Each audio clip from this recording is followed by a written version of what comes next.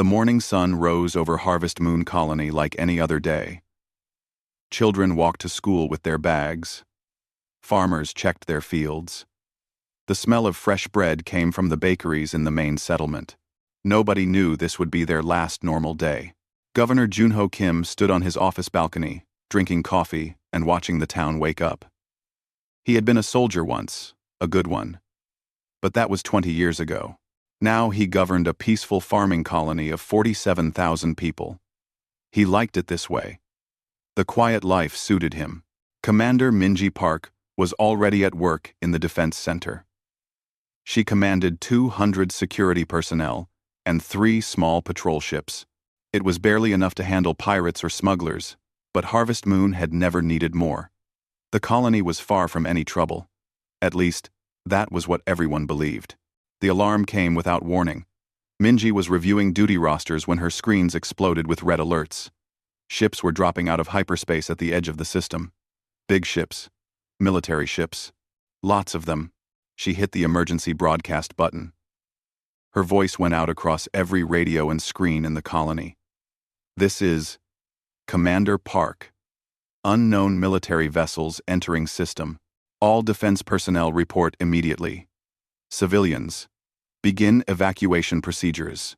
Junho reached the command center in 5 minutes. He looked at the screens and felt his old soldier instincts kick in. How many? He asked. 30 capital ships, Minji said. Her voice was steady, but her hands shook slightly. They're Vrathan, and they're heading straight for us. Junho knew about the Vrathan Empire. Everyone did. They were an old power. Aggressive and cruel. They conquered weaker species and took what they wanted. But humanity had never fought them. The two species had simply stayed away from each other. Send a message to Earth, Junho ordered. Full military distress. Send everything we have on these ships. And Minji, get our people ready. Minji nodded. She knew what he meant. Ready to fight. Ready to die. Their 3 patrol ships and orbital platforms could not stop 30 warships.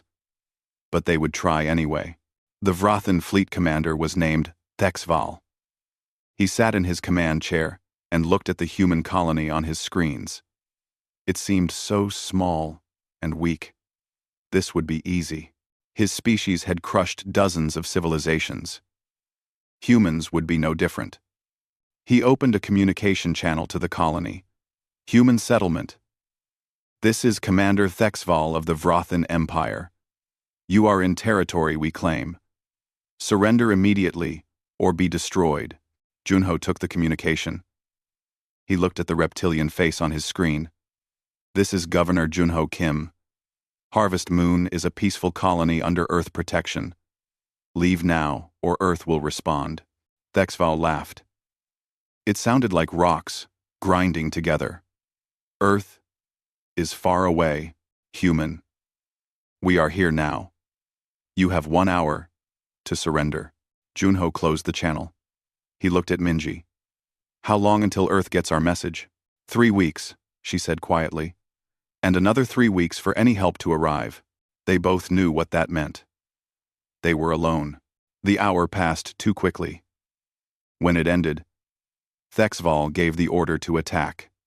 Vrathan warships opened fire on the orbital defenses. Plasma cannons and missiles tore through the small platforms, like paper. The 3 human patrol ships tried to fight back.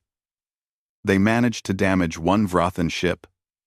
Before all 3 were destroyed, Minji watched her people die on the screens. Each ship had 20 crew members. 60 people gone in minutes. She forced herself to stay calm. Pull all defense forces back to the town. Set up defensive positions. We make them fight for every street. The bombardment started in the afternoon. Vrathan ships fired on the outlying farms first. Buildings exploded. Fields burned. Families who could not reach the shelters in time simply ceased to exist. The bombardment was careful and methodical. The Vrathan wanted to cause maximum terror. Junho tried one more time to contact Thexval. Stop this. We're civilians. Farmers. We have children here. Thexval appeared on the screen again. That is why we attack you. Fear is a useful weapon. When other human colonies hear what happened here, they will surrender. Without fighting, your deaths serve a purpose. Then you've made a mistake, Junho said. His voice was cold. Humans don't surrender. When you kill our families, we remember, and we come for you. Thexval laughed again and cut the transmission. Then, he ordered his ships to target the schools and hospitals. The next days were horror. Vrathan ground troops landed in the thousands. They had advanced weapons and armored suits. Minji's defense force fought them in the streets. They used every tactic they knew: ambushes, traps, hit-and-run attacks. They killed hundreds of Vrathan soldiers, but it was not enough. For every Vrathan who fell, 10 more came. Minji's force was down to 50 people by the third day. They were running out of ammunition and hope. The Vrathan broadcast their attacks on all frequencies. They wanted everyone to see. They recorded themselves, destroying homes, executing civilians. They thought it would break human resistance. They were wrong. Every human who saw those broadcasts became more determined to fight.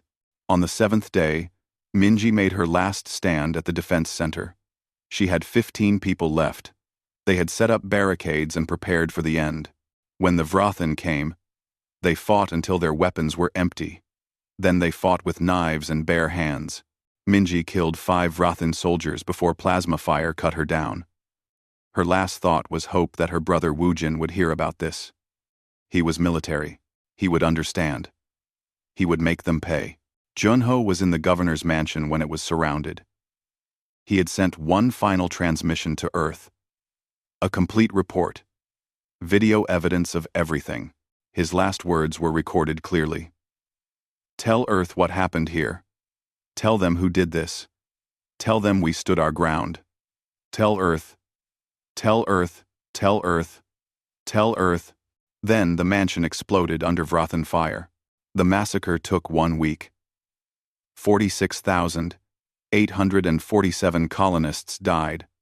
Only 153 survived, taken as slaves by the Vrathan. The colony was left burning, empty, silent. Commander Thexval stood in the ruins and felt satisfied. He sent a message toward Earth space. Your colony has been cleansed.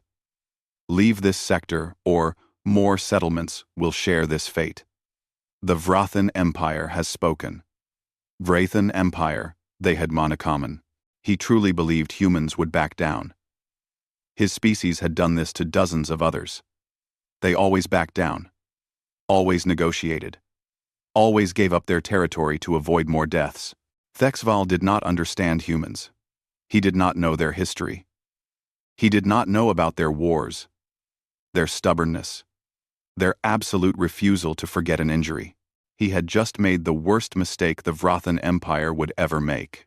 3 weeks later, the messages from Harvest Moon reached Earth. The recordings played in government chambers, on news networks, in military headquarters. Humans across dozens of worlds watched colonists die, watched children gunned down, watched hospitals burn. Something old and dark woke up in humanity. Something that had slept since they stopped fighting each other and reached for the stars. The instinct for total war. The willingness to burn worlds rather than accept defeat. The Vrathan Empire had 47 worlds and billions of citizens. They had a powerful navy and centuries of military tradition. They thought themselves invincible. They had no idea what was coming for them. The recordings arrived at Earth on a Tuesday morning. By Tuesday evening, every human in the solar system had seen them. The government tried to control the release, but it was impossible.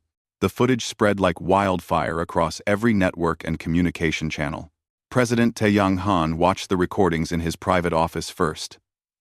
He sat alone in the dark, watching Governor Junho's final transmission, watching Commander Minji's last stand, watching children die in schoolyards. When it ended, he sat in silence for 10 minutes. Then he called an emergency council session. The council chamber filled within the hour. Defense Minister Yoona Choi arrived with preliminary military assessments. Foreign Minister Do Hyun brought intelligence reports on the Vrathan Empire. Every council member had seen the footage. Every face showed the same cold anger. President Taeyang did not waste time with speeches. "Show me our options," he said to Defense Minister Yoona. She brought up displays showing the Vrathan territory. The Vrathan Empire controls 47 star systems. Population approximately 19 billion. Their navy has 600 capital ships. They have been the dominant power in their region for 3 centuries. "That is not what I asked," the president said quietly. "I asked for our options." "Ask you." Yoona understood. "We have 3 choices.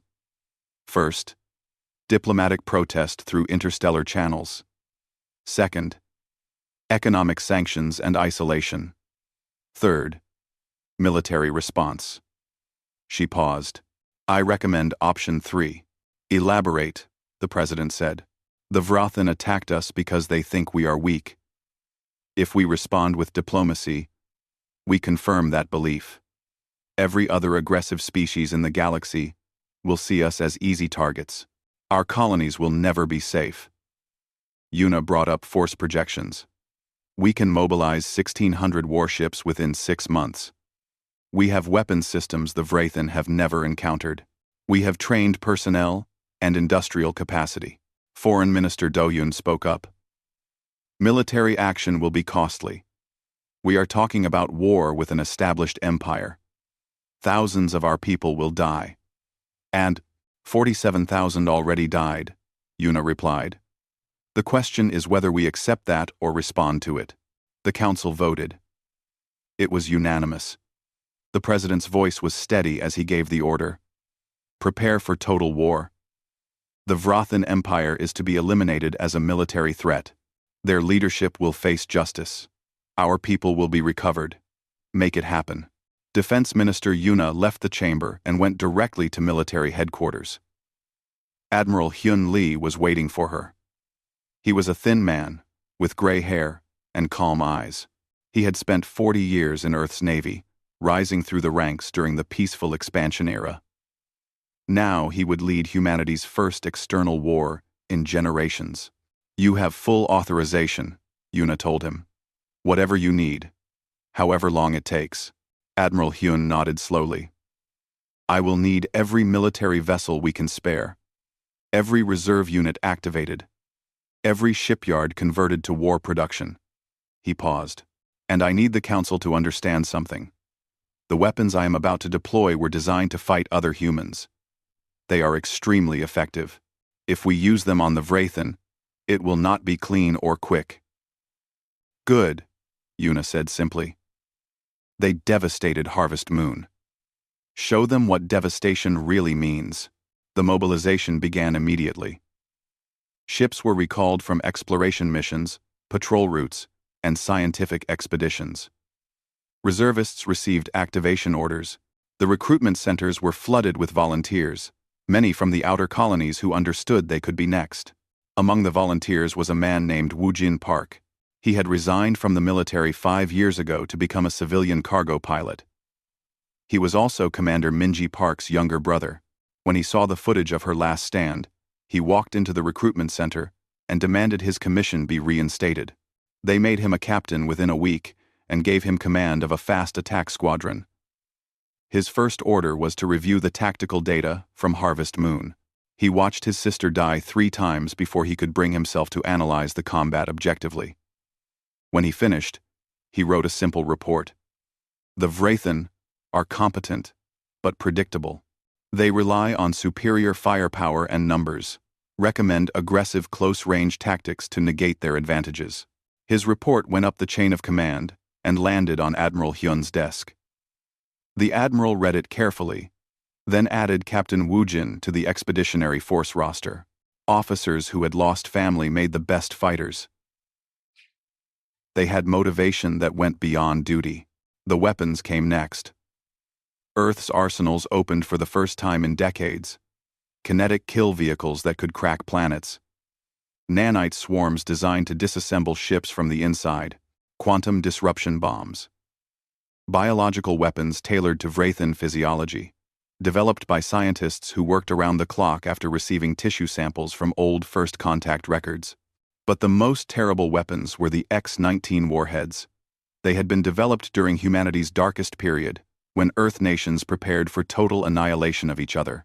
The warheads could ignite a planet's atmosphere, turning the entire surface into a firestorm. They had never been used. Every nation had agreed to keep them sealed. Admiral Hyun requested authorization to deploy them. The council debated for 3 hours. Finally, President Taeyang made the decision. If the Vrathan refuse to return our people, use them. Show the galaxy what happens when you make war on humanity. 6 months after the Harvest Moon massacre, the fleet was ready. 1,600 warships assembled in Earth orbit. It was the largest military force humanity had ever created. Each ship carried enough firepower to destroy cities. Together, they could glass planets. President Taeyang gave one final address before the fleet departed. He spoke to all of humanity. His words broadcast to every colony and station. The Vrathan believe they struck a weak target. They believe we will negotiate or submit. They are wrong. We are going to show them what it means to attack humanity.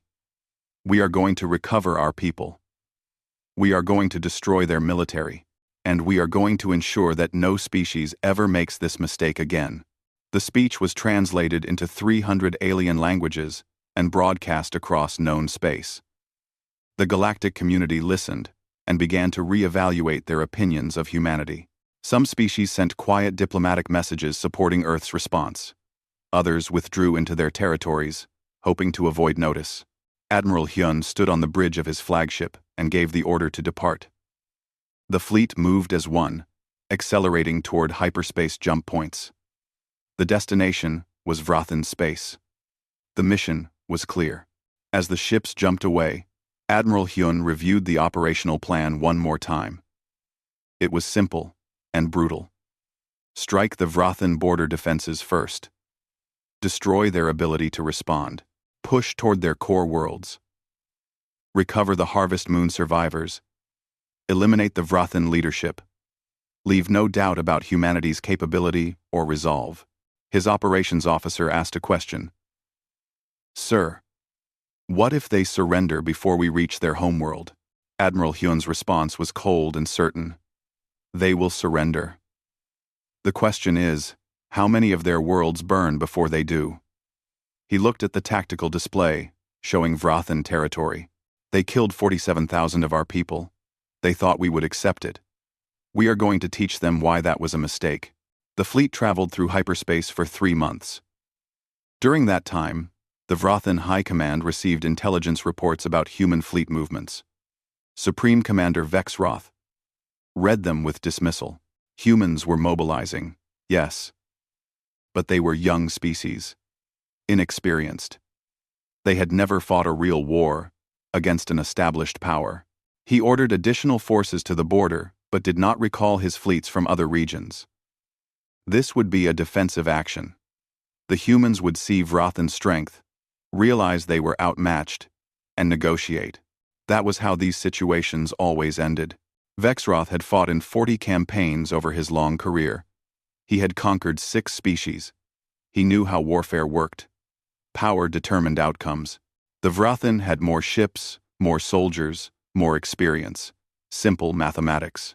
What Vexroth did not understand was that humanity had spent thousands of years fighting itself. Every weapon system on those ships had been designed to kill other humans as efficiently as possible. Every tactical doctrine had been tested in conflicts where both sides had equal technology and desperation. Human warfare had been refined in the crucible of existential struggle. The Vrathan had fought to conquer. Humans had fought to survive. These were very different schools of war. Admiral Hyun's fleet approached the Vrathan border. The first target was a system called Krathus. It was a military outpost with a strong fleet garrison. The admiral chose it specifically for that reason. The first blow needed to be devastating. It needed to send a message that would reach every Vrathan world. The message was simple. Humanity had arrived, and humanity was not here to negotiate. The Krathus system appeared peaceful on the day humanity arrived. 2 million Vrathan citizens lived on the planet below, most of them military personnel and their families. 80 warships patrolled the system in standard defensive formations. It was a strong position, well defended. Then the human fleet dropped out of hyperspace. Admiral Hyun had planned the approach carefully. His 1,600 ships came in fast, already at battle speed. They did not slow down. They did not signal. They simply opened fire. The Vrathan defense commander was named Kelthix. He was a veteran of 30 years, confident in his abilities.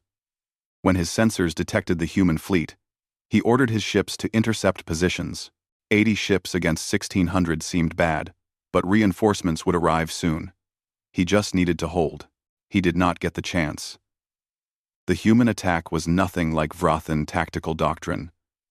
Instead of forming battle lines and exchanging fire at distance, the human ships split into dozens of groups.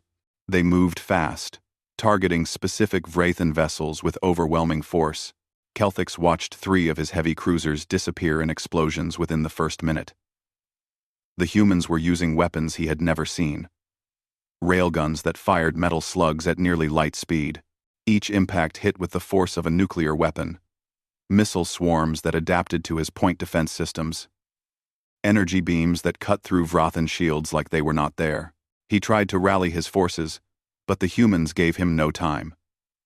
They were everywhere at once, hitting from multiple angles. His ships could not form defensive positions. They were being hunted down individually. Captain Woojin led a squadron of fast attack ships into the heart of the Vrathan formation. His voice on the command channel was calm, almost conversational. Red Squadron, target the cruiser at Mark 7. Blue Squadron, take the destroyer cluster. Focus fire. Maximum aggression. His ships danced through Vrathan, returned fire with precision. Their pilots were good, but more than that, they were angry. Every trigger pull was for Harvest Moon. Every kill was for Commander Minji Park and the 47,000 colonists. A Vrathan destroyer tried to surrender when its weapons failed.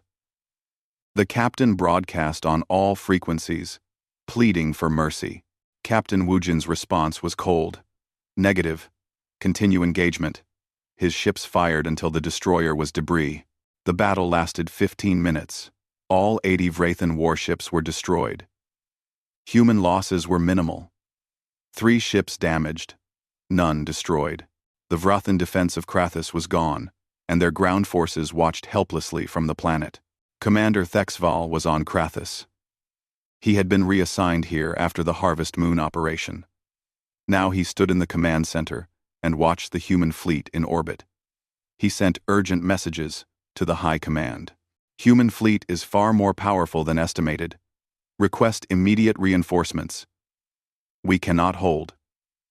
The response came back quickly. No reinforcements available. Hold your position. Supreme Commander Vexroth is personally leading the main fleet to engage the humans. Hold for 3 days. Thexval looked at the 2 million civilians on his planet. He looked at his soldiers preparing defensive positions. Then, he looked at the human fleet above. He knew they could not hold for 3 days. They could not hold for 3 hours if the humans attacked. But the humans did not attack. Not with ground forces.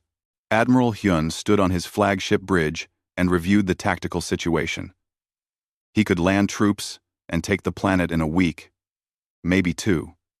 Casualties would be acceptable. But speed was more important than conservation. The Vrathan needed to understand immediately that this war would be different from anything they had experienced. He gave the order that would define the campaign. Deploy X-19 warheads, 6 units. Strategic positioning around the planet. Execute on my command. His bridge crew hesitated for just a moment. Then they followed orders. 6 small missiles launched from the fleet. They were not large or impressive looking. They did not need to be. Then, They were 17. They were 60-10. Then, each warhead carried enough technology to end a world. The missiles took positions around Krathus, in the upper atmosphere. Thexval's sensors detected them, but could not identify their purpose. He ordered point defense systems to shoot them down, but the missiles were too well protected. They hung in the sky like tiny stars. Then Admiral Hyun gave the final order. Detonate. The 6 warheads triggered simultaneously. Each one released a cascade of particles that reacted with Krathus's oxygen-rich atmosphere.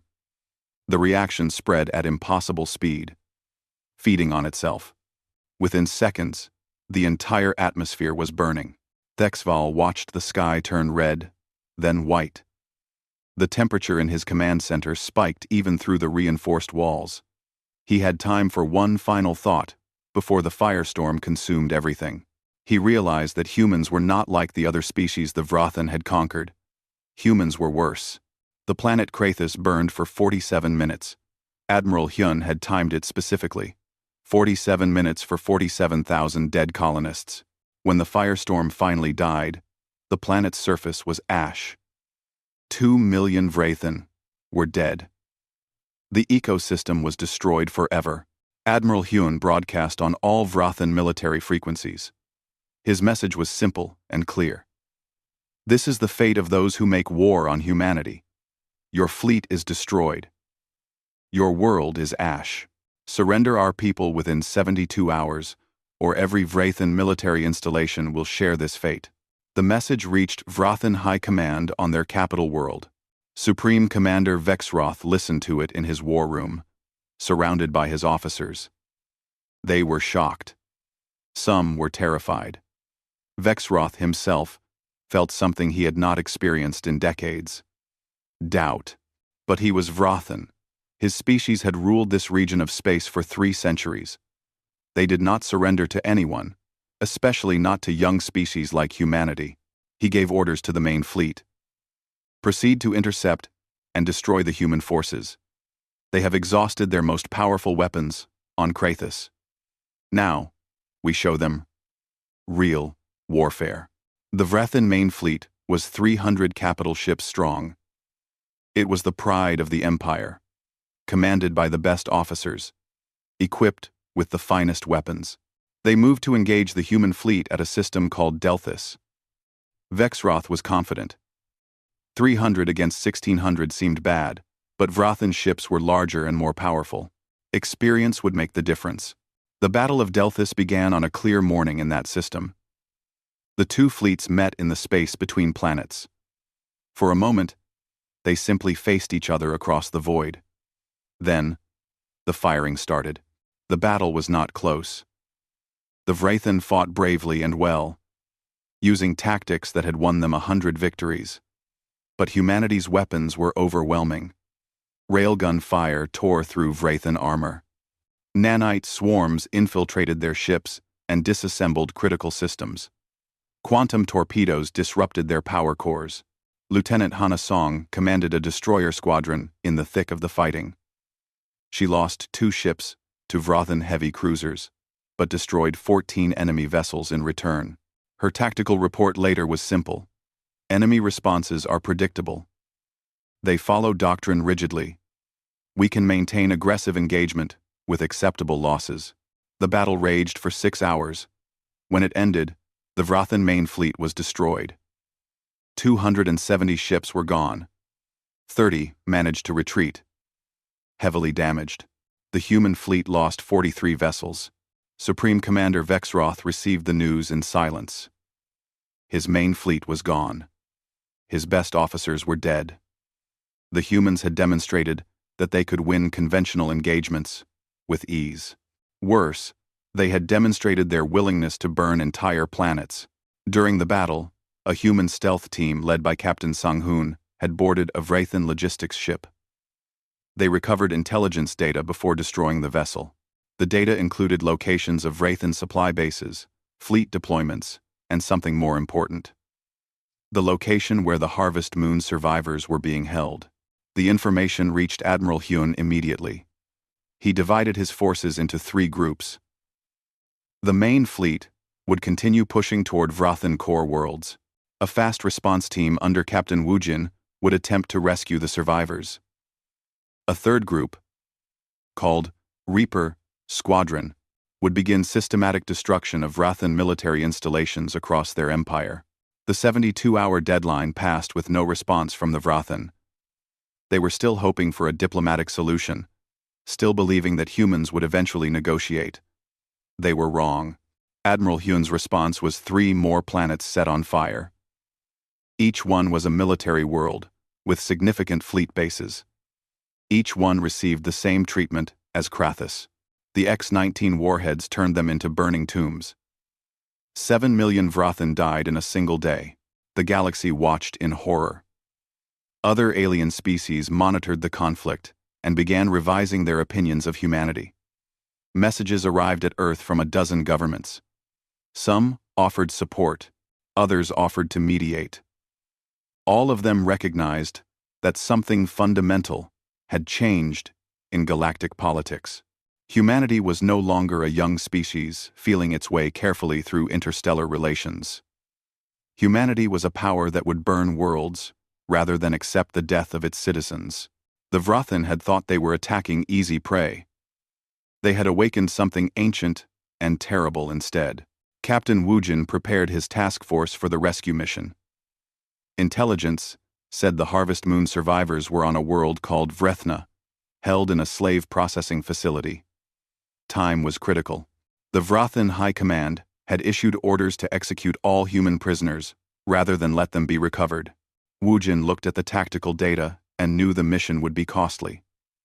But he thought of his sister Minji, dying in the defense of those same colonists. He thought of Governor Junho's last words, "Tell them we stood our ground." The survivors had stood. Now, it was time to bring them home, no matter the cost. Captain Woojin's task force arrived at Vrethna in the early morning hours.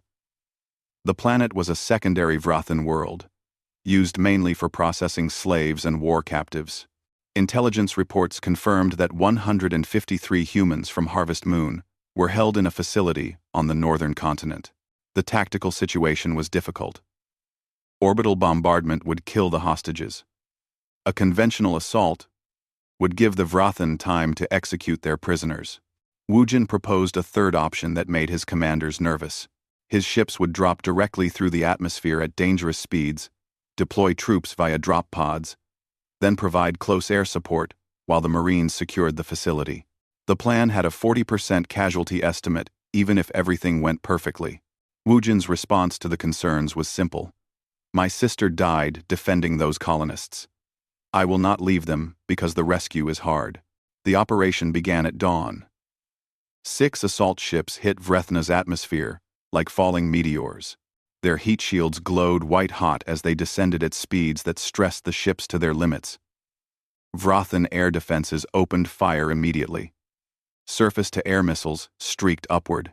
One ship took a direct hit and exploded, killing all 80 Marines aboard. The other 5 ships made it through. They crashed onto the surface 2 kilometers from the detention facility, their landing gear buckling on impact. Before the ships even stopped moving, the drop pods were launching. Lieutenant Jisoo led the first wave. 300 Marines in powered armor hit the ground at terminal velocity, their suits absorbing impacts that would kill unprotected humans. The Vrathan guards at the facility perimeter opened fire immediately. Plasma bolts and kinetic rounds filled the air. The Marines did not stop. They crashed through the perimeter defenses like a hammer through glass. Jisoo's squad took point, clearing bunkers with grenades and close-range fire. Every Marine knew what was at stake. Every Marine had seen the Harvest Moon recordings. They fought with focused fury. Generetti body, Deneretti. Inside the facility, the Harvest Moon survivors heard the explosions. They had spent 6 months in captivity, subjected to interrogations and forced labor. Many were injured. All were traumatized. They had given up hope of rescue weeks ago. Then Vrathan guards entered their cell block with weapons raised. The facility commander had received his orders. Execute all human prisoners immediately. The guards moved down the corridor, preparing to open fire into the cells. They died before they could pull their triggers. Lieutenant Jisu's team breached through the exterior wall, with shaped charges, bypassing the corridors entirely. They came through the wall like avenging angels, their armor smoking from combat damage. Jisu herself shot 3 guards before they could react. She moved quickly through the cell block, her suit's speakers amplifying her voice. "We are human military. We are here to get you home. Stay calm and follow our instructions." A woman named Heijin was the first to speak. She had been a teacher on Harvest Moon, had watched her students die in the initial attack. Her voice shook as she asked the question everyone needed answered. "Is this real? Are you really here?" "We are really here," Jisu confirmed. She began cutting through cell doors with plasma torches. "And we are getting all of you out." 18. The extraction became complicated when Vrathan reinforcements arrived. Armor columns moved in from nearby bases. Artillery began ranging in on the facility. Captain Wujin's grounded ships provided fire support, their main guns tearing through Vrathan tanks with devastating effect. But the situation was deteriorating. More Vrathan forces were arriving every minute. The Marines had to fight a running battle back to the landing zones. It's carrying wounded survivors and their own casualties. The retreat took 3 hours and cost them dearly. 47 Marines died in the extraction. Jisu would remember that number for the rest of her life. 47. 1 for each 1,000 colonists who died on Harvest Moon. But all 153 survivors were recovered alive. Not one was left behind. The ships clawed their way back to orbit through intense anti-aircraft fire. 2 more ships were damaged severely, but they made it. As they jumped to hyperspace, Captain Wujin allowed himself one moment of emotion. He looked at the survivors in the medical bay and thought his sister would have approved. Before leaving the system, he gave one final order. A single X-19 warhead deployed to Vrethna. The planet burned. Another world added to the list of Vrathan losses. Meanwhile, Admiral Hune's main fleet reached the Vrathan core systems.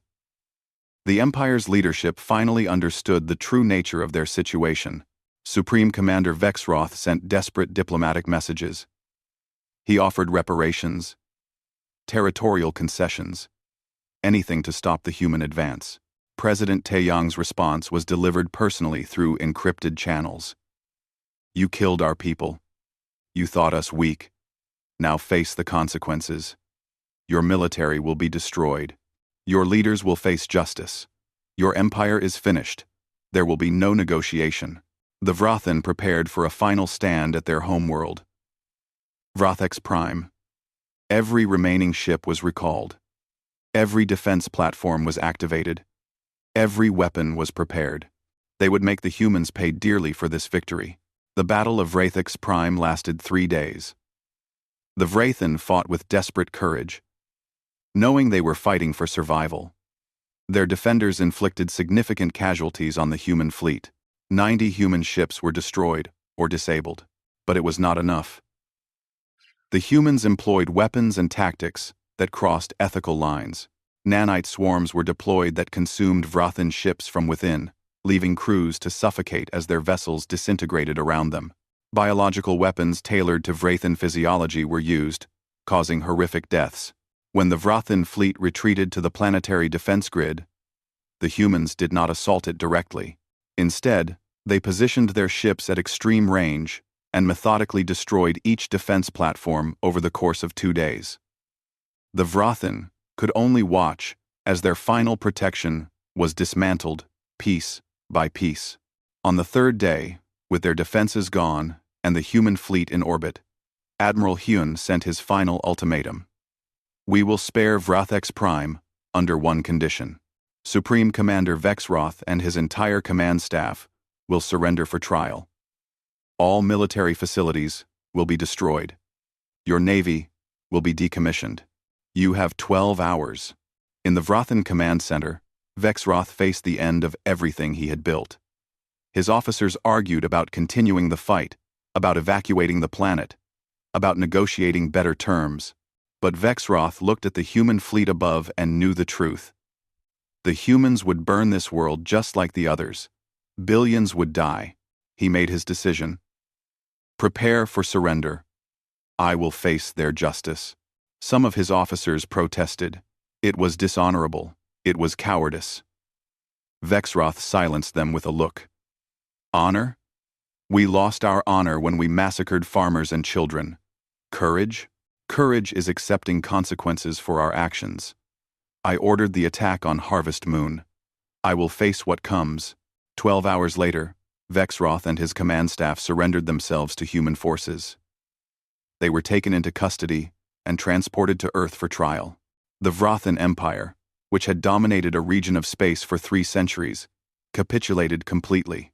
The 153 Harvest Moon survivors were brought before the captured Vrothan leaders before the transport departed. It was not required, but Admiral Hyun felt it was necessary. The Vrothan needed to see the faces of those who survived their massacre. Haejin, the teacher, was given the opportunity to speak. She looked at Vexroth and the other Vrathan officers. Her voice was quiet, but everyone heard it clearly. You thought we were weak. You thought Earth was too far away to matter. You thought you could kill us and face no consequences. She paused. You were wrong. About everything. Vexroth met her eyes. For the first time, he truly understood what his empire had done. These were not abstract enemies or strategic targets.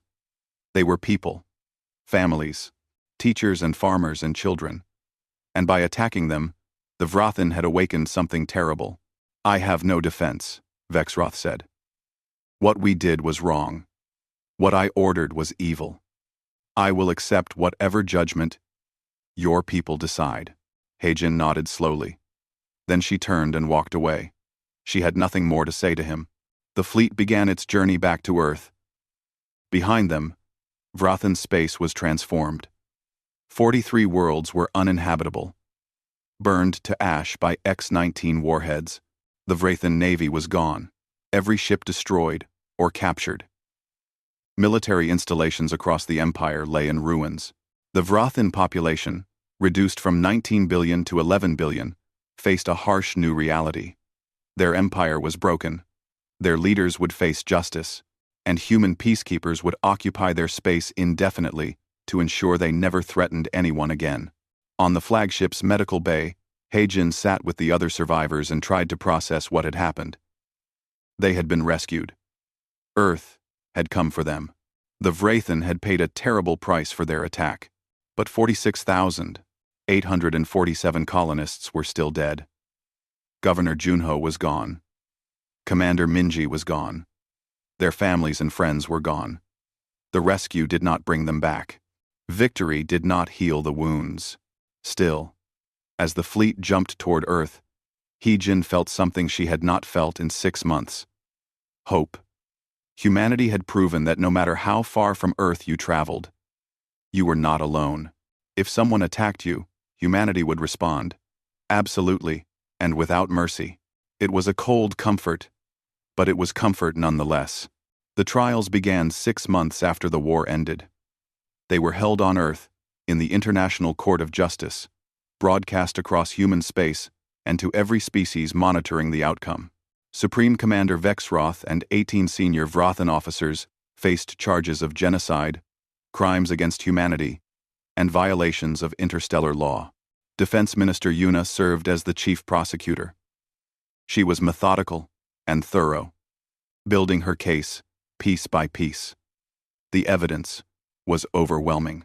Video recordings from Harvest Moon showed Vrothan forces deliberately targeting civilians. Communication intercepts proved the attack was planned and authorized at the highest levels.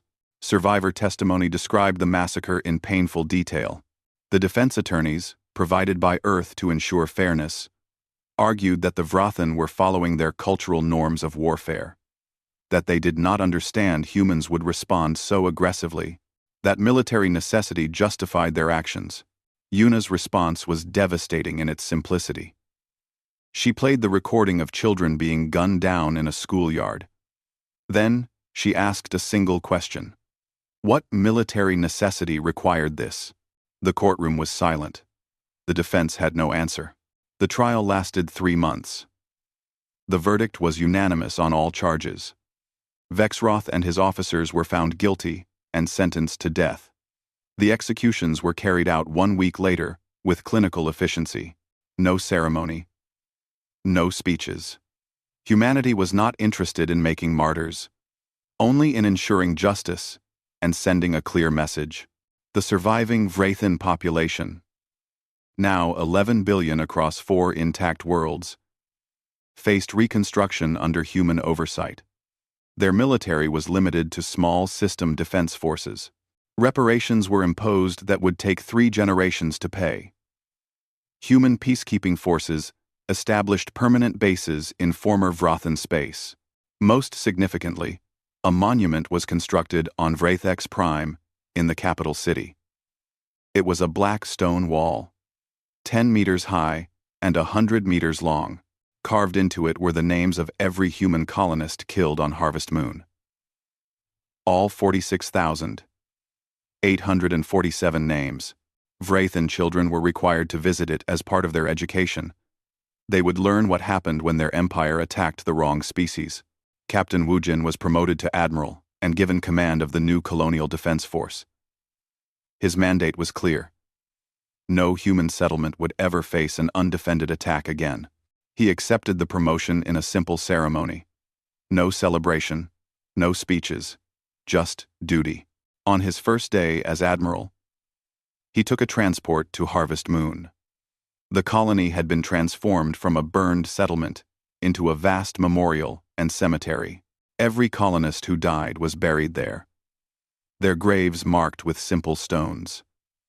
At the center stood a statue of Commander Minji Park, weapon in hand, facing toward the sky.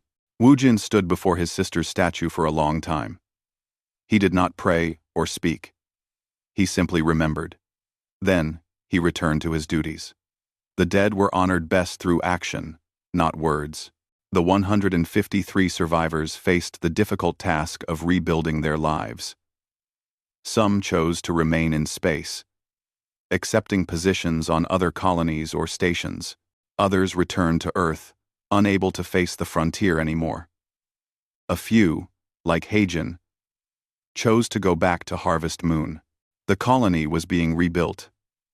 New settlers were arriving, drawn by the significance of the place. They came to honor the dead and to prove that humanity would not abandon their frontier. Heijin took a position as a teacher in the new school. It was named the Junho Kim Memorial Academy, after the governor who died defending his people. On the first day of classes, students asked Heijin about the war. She had expected the question and prepared an answer. She kept it simple and honest. War is terrible. War is loss. People we love die, and they do not come back. She paused, looking at the young faces before her. But there are things worth fighting for. Your safety, your home, your right to live without fear. Humanity learned that lesson at great cost. Never forget it. Duman, ATC. On the video, President Taeyang addressed humanity one final time regarding the Vrathan War. His speech was broadcast from the memorial on Harvest Moon, standing before the wall of names. We did not seek this war. We do not celebrate its outcome. 47,000 of our people died. That loss can never be balanced by any victory. But we have sent a clear message to the galaxy. Humanity protects its own. Any species that attacks our people will face consequences that are absolute and inescapable. The speech was translated into 300 alien languages. The galactic community absorbed the lesson. Diplomatic protocols were revised. Species that had considered humanity as potential targets reconsidered. No one wanted to be the next example. The changes within humanity were equally profound. The psychological distance between core worlds and frontier settlements evaporated. Colonial funding increased dramatically. Defense infrastructure expanded to every settlement.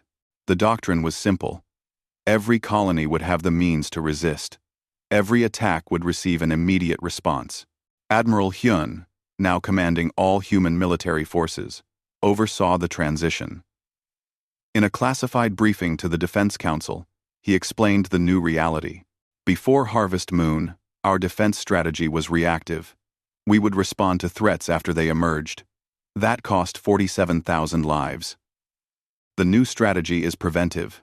We will maintain the capacity to respond to any threat, anywhere, with overwhelming force. No enemy will ever again believe that distance protects them from consequences. The galaxy entered a new era. Humanity was no longer seen as a young species carefully navigating interstellar politics. They were recognized as a power that would burn worlds to protect their own. First contact protocols were updated across dozens of species. Trade agreements included clauses specifically addressing human security concerns. Military strategists studied the Vrothan War, analyzing how an established empire was destroyed in 6 months by a supposedly inexperienced force. The key lesson was clear. Humanity's preference for peace should never be mistaken for inability to wage war. They had spent millennia fighting themselves, refining their weapons and tactics in existential conflicts. When they finally turned that capability outward, the results were devastating. On Harvest Moon, the second monument was completed 1 year after the war ended. It stood at the site where Governor Junho made his last stand. The inscription was simple, written in 100 languages. Here fell 47,000 humans. They were farmers, teachers, families. They believed help would come. It did. Their sacrifice was not forgotten. Their deaths were not unavenged. We are humanity. We endure. We defend. We never abandon our own. The monument became a pilgrimage site. Veterans of the Vrothan War visited to pay respects. New military officers swore their oaths here, promising to uphold the principle that Harvest Moon represented. No human stands alone. In the following decades, Harvest Moon was slowly terraformed and rebuilt. But significant portions were left as they were found after the attack. Burned buildings, broken streets, craters from orbital bombardment. These were preserved as a memorial, a reminder of what happened when humanity was attacked. The first new structure completed was the school.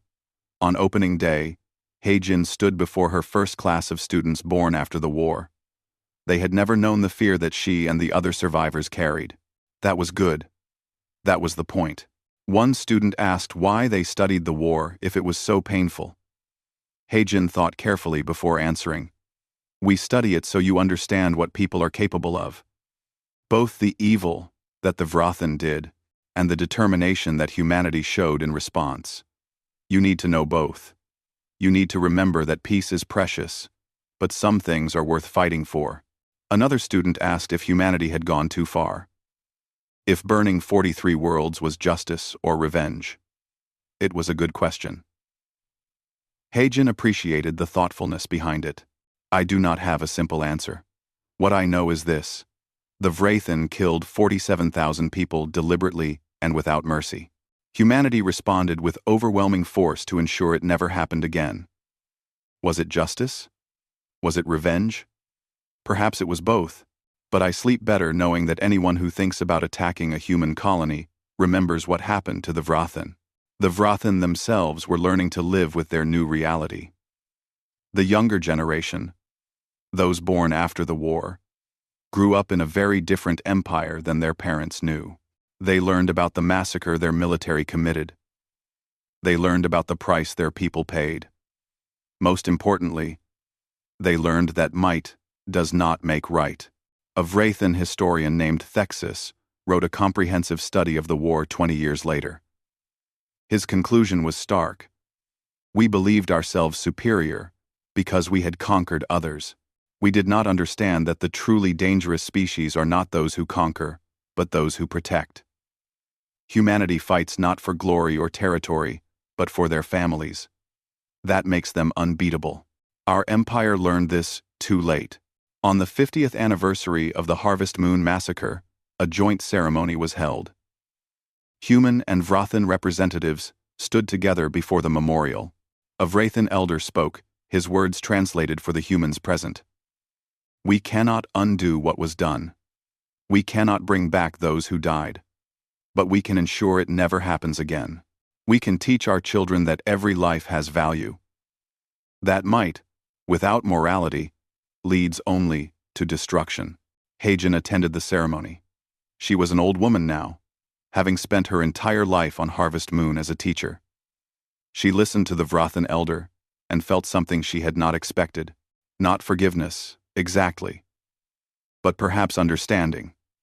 The Vrathan had learned. The galaxy had learned. The lesson was written in blood, across 43 worlds, but it was learned. After the ceremony, she walked through the memorial gardens with some of her former students. They were adults now, with families of their own. One of them asked if she thought the sacrifice was worth it. The colonists did not sacrifice themselves, Hagen corrected gently. They were murdered. But their deaths led to changes that have kept other colonies safe. Human settlements across the frontier are protected now in ways they were not before. Other species think twice before acting aggressively. So no, the deaths were not worth it.